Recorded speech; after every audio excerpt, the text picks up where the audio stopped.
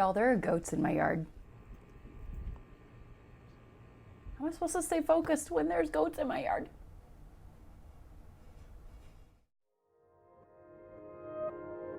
What's up, y'all? It's Rachel Elizabeth, and you're watching Real Talk with Rach, where we talk about real things because it's the real, honest, vulnerable things that get us deeper in relationship with others and deeper in intimacy with God. We gotta be real with each other, y'all.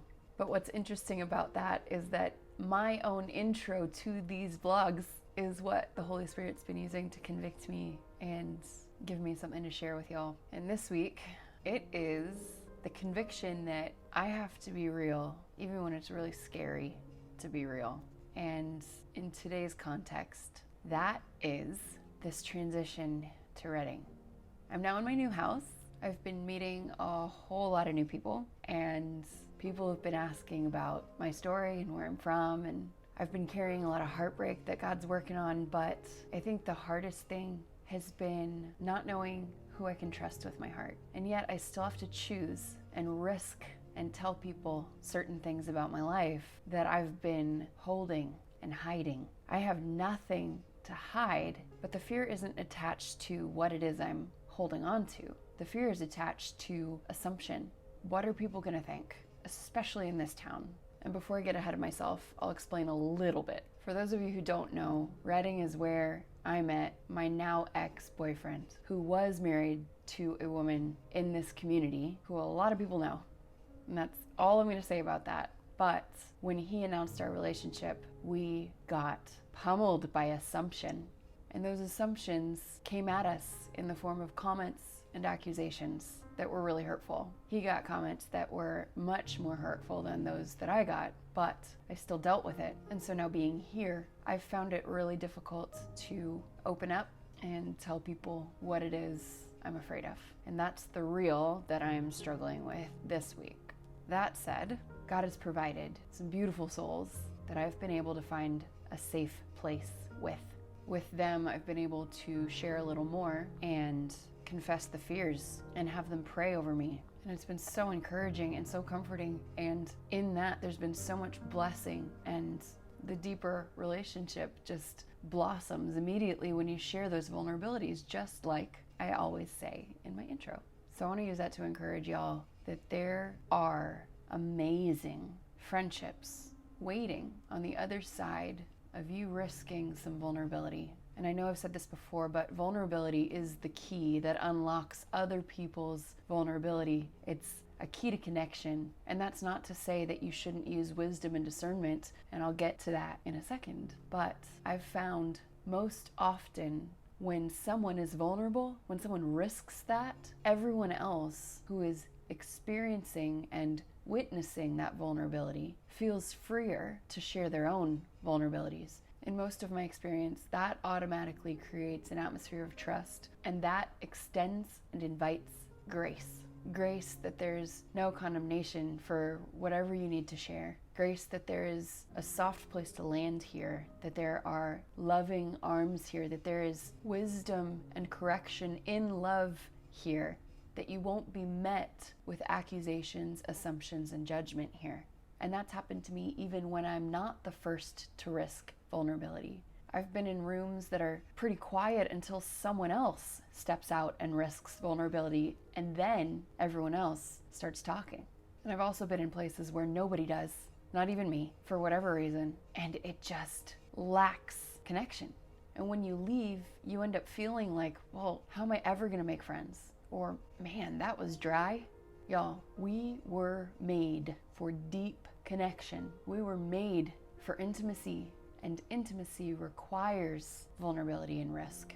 But intimacy also requires that both or all people involved share that same vulnerability and risk. And there's patience and grace for those who are stepping out into it. Now, there are some times when God brings two people together, either romantically or in friendship, where there's an immediate connection and you just feel it, you sense it, you know it, and you're friends for life. Or at least solid friends for a season, and there's no hard feelings when that season's over. Sometimes that happens. You can see that in the Bible with cases like David and Jonathan, or Ruth and Naomi, Jesus and some of his closest disciples. And other times that connection is built. And when it's built, sometimes all it takes is a testing so that you get a glimpse of someone's integrity, so you know that it is a safer place to risk your heart because you've seen how they respond in some situation or with someone else's heart. Or you observe in listening to them and watching them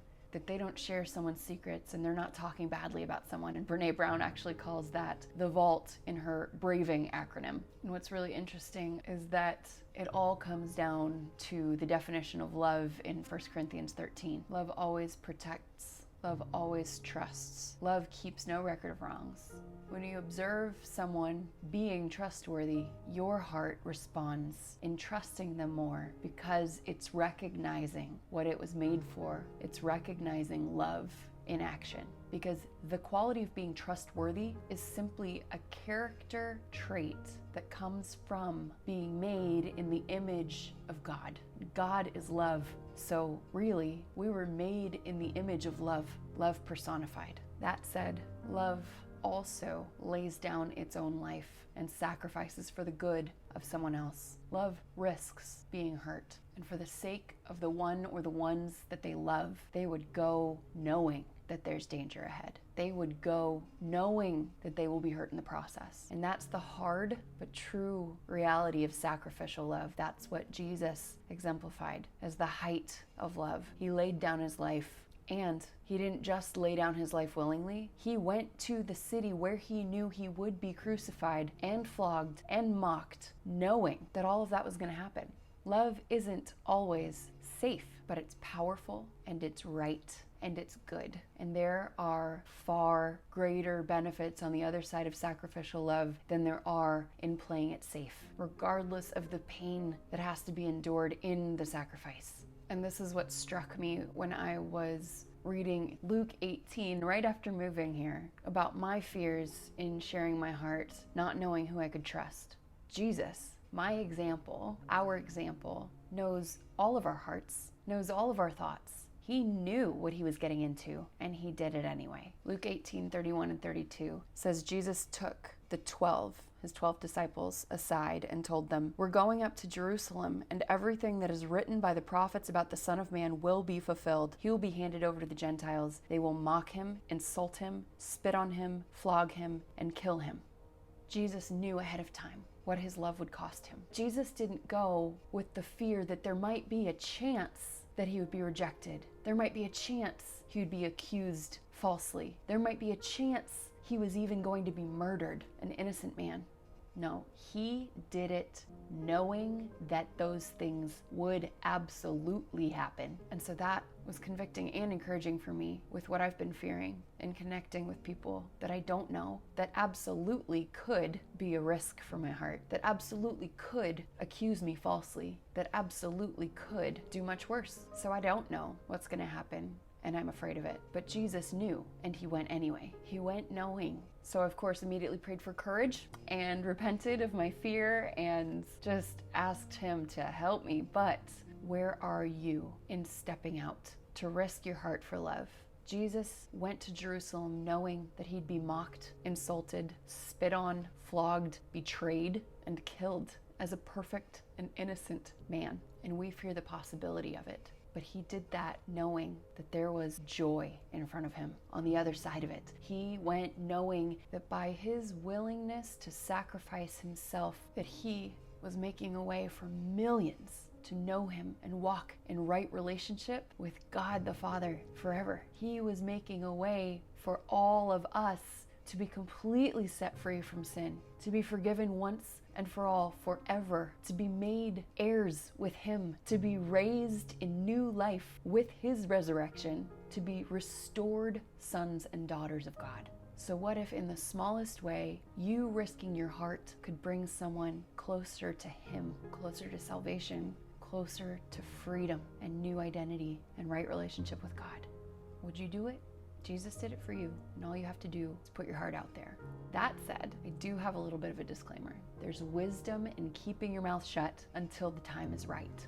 Ask Holy Spirit to give you peace about when it's the right time to share and risk your heart, regardless of the cost. And ask him to put a guard over your mouth to keep you from speaking when it's not the right time. Because sometimes, even in love, if it's the wrong timing, our words can be more hurtful than helpful. The Lord gives wisdom generously without finding fault. Y'all, I'm still learning this, but the more time I spend with God in the secret place, the more time I spend in worship and in His presence, the more time I spend in His Word, learning His character and learning how to walk out this life of faith with Him, the more sensitive I am to His leading and to His nudging. Even when I'm afraid, I know I can trust Him in those moments. He's a good shepherd. He will never lead you and leave you. And He will never lead you into anything that He doesn't intend to make into something beautiful, even if it doesn't make sense or it hurts at the time. And lastly, we've all, like sheep, have gone astray and gone and went somewhere or did something that was not His leading. And yet, He so lovingly will bring us back every time, every single time. If you liked this video, give it a thumbs up and subscribe to my channel. Share it with a friend who needs it. If you want to support this ministry in any way, I would be so grateful. This is my full-time gig. There are links to donate or become a Patreon member in the description box below and in the link in my Instagram bio. I love you and I'm praying for you. Have a great week.